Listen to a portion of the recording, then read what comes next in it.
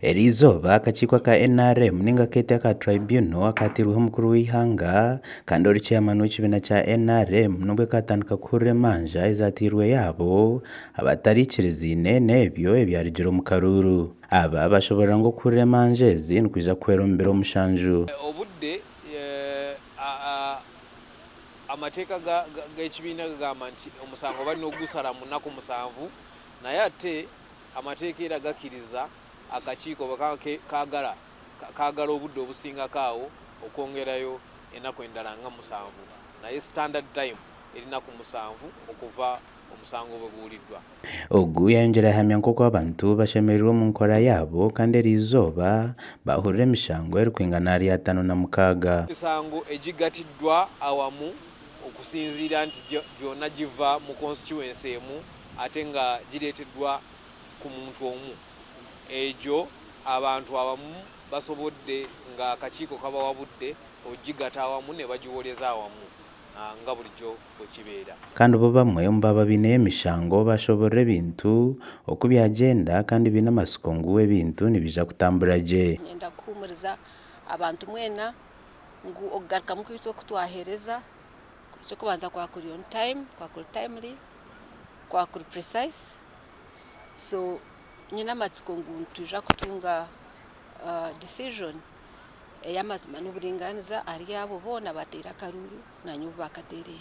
Bwe nyenda kuhamiza abanyaryantonde ngo akakaruru Ruhanga kwakwemereraho n'aba barikushara omushango bashara nkabaine Ruhanga akakaruru nkazagarukibwamu kakaruru nkaza kushazibwamu kandi ninyenda kubahamiza oba bakashazamu oba babribinga nko bari kubribinga buri omwe mu nsomu jore nagaruka nka independent mwija kumuhakaruru kanyu keboxi nabebembera ebimba koreire nembamanya rukunde yimba inire numugimanya tinda hakurondenda ebyenda yanyu. Itwe n'abantu batengeje tukimanyire ngo abantu abatwayemerire nabo emirundi yona ibakemerera bakaba batakasinga gakaruru tukimanyire ngo habereho obusuma bwingi abantu abo basuma abanyakumanyirwe habo kwa barugire nyuma abantu babakunganaho okuruga ombwire wa mama mission okwika hati babakunganaho habo ensonga ezokwiba akaruru. So ensonga zokwiba akaruru tiziri nshaka kandi bo ababire batabarize nibashaba ngo bahagizi bwabo bwagumaho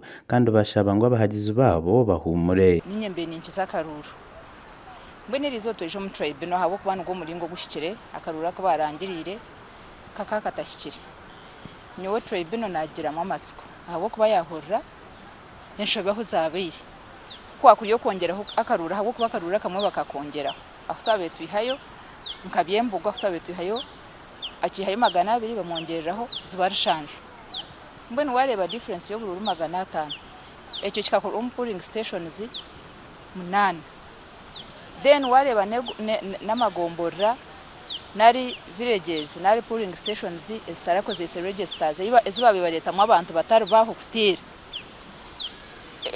pooling stations 20 ko kubiha hwebyo byona akaruru nsigara ninkasinga ninsima abo kugira ngo bakagarukamu okushaba kwanje kandi twabugana twabasa kugamba buri omwe okushasha kwe konka nituza kulinda ebibaratushalirireho abo kuba ebitwani tugambaho ebiri kusinga na daranka declaration forms ezinabire nyine zimwe izine ryanje ryonka kandi abandi batariho abo nabire nyesimbire nabo kwenda kugumya abantu babulisa mube no kunihira ngo akaruru mukakasinga twakasinga kandi ebine birarugamu bikutuleka ntukiyali haiguru muno habo kuba ebintu bya karuru bikwata numbers. So omanyire bomba mu karuru haba hasi ugoze muri 10 ugoze muri 2 haba hasingire nagwire kandi jukanti agwire tasakoraki kusemererwa nawe kuba naenda kurabamu but unfortunately haina kuba aliho wino umuwenka.